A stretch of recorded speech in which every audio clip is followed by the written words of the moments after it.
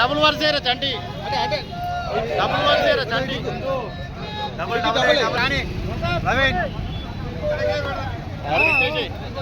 అన్న జరుగుతుందా మీరు జరుగుతుంది పట్ట పట్ట పట్ట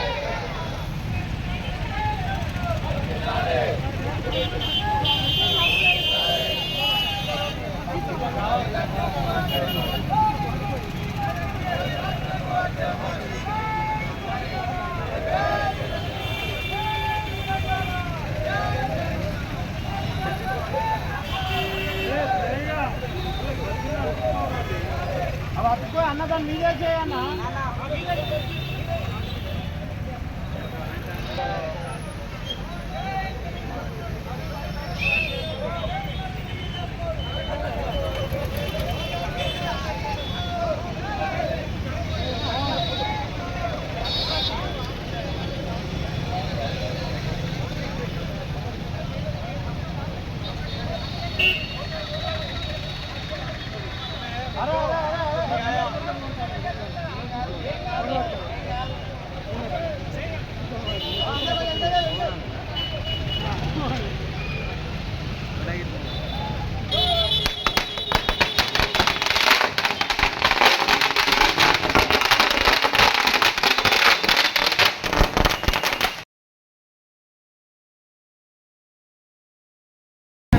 ఈరోజు భారతదేశ అత్యున్నత న్యాయస్థానమైనటువంటి సుప్రీంకోర్టులో మా ప్రియతమ నాయకురాలు జగిత్యాల అభివృద్ధి ప్రదాత భారత్ జాగృతి అధ్యక్షురాలు మరి ఆనాడు అమెరికాలో మంచి జీవితాన్ని వదిలిపెట్టి మరి స్వదేశానికి ఇచ్చేసి తెలంగాణ ఉద్యమానికి ఊపిరి పోసి మరి వల్ల తెలంగాణలో ఉన్నటువంటి ఆడబిడ్డలందరినీ కూడా జాగృతం చేసి మరి ఉద్యమానికే ఊపిరి పోసినటువంటి గొప్ప నాయకురాలు కల్వకుంట్ల కవితక్క గారిని మరి అక్రమంగా అనేక ఇబ్బందులకు గురి చేసి దాదాపు 166 రోజులు బీహార్ జైల్లో మరి నిర్బంధాల మధ్యలో బంధించడం నిజంగా కూడా చాలా బాధాకరం.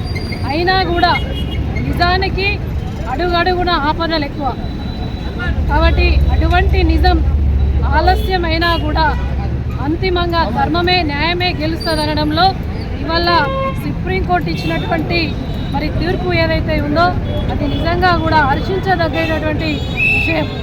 కవితక్క గారు బాధితురాలుగానే ఉన్నారు, నిందితురాలుగా కూడా బాధితురాలుగానే ఉన్నారు. కాబట్టి సుప్రీంకోర్టు న్యాయమూర్తి గారు దాంట్లో తీర్పు ఏమని ఇచ్చారంటే ఎమ్మెల్సీ కల్వకుంట్ల కవితక్క గారు ఎక్కడా కూడా నేరం రుజువు అయినట్లు ఎక్కడా కూడా లేదు. కాబట్టి మరి వారికి వెంటనే బెయిల్ విడుదల చేస్తున్నామని చెప్పేసి చెప్పినటువంటి సుప్రీంకోర్టుకు కూడా మా తెలంగాణ ఆడబిడ్డల అందరి పక్షాన, మా జైత్యాల బిడ్డలందరి పక్షాన కూడా వారికి హృదయపూర్వక ధన్యవాదాలు తెలియజేస్తూ ఉన్నాం. ఒక రోజు కాదు, 2 రోజులు కాదు, దాదాపు ఈ కేసును ఒక డైలీ సీరియల్ లాగా సాగదీస్తూనే వస్తుంది. ఎప్పుడు అడిగినా గదే లొల్లి, ఏదున్నా కూడా కేసీఆర్ గారి మీద కక్షతోటి, ఒక రాజకీయ కక్షతోటి మాత్రమే ఇవాళ వారి మీద కేసులు పెట్టడం జరిగింది తప్ప ఎటువంటి తప్పు జరగలేదు, ఎటువంటి నేరారోపణ రుజువు కాలేదని చెప్పేసి మరి సుప్రీంకోర్టు న్యాయస్థానమే తీర్పు ఇవ్వడం జరిగింది. కాబట్టి మంచి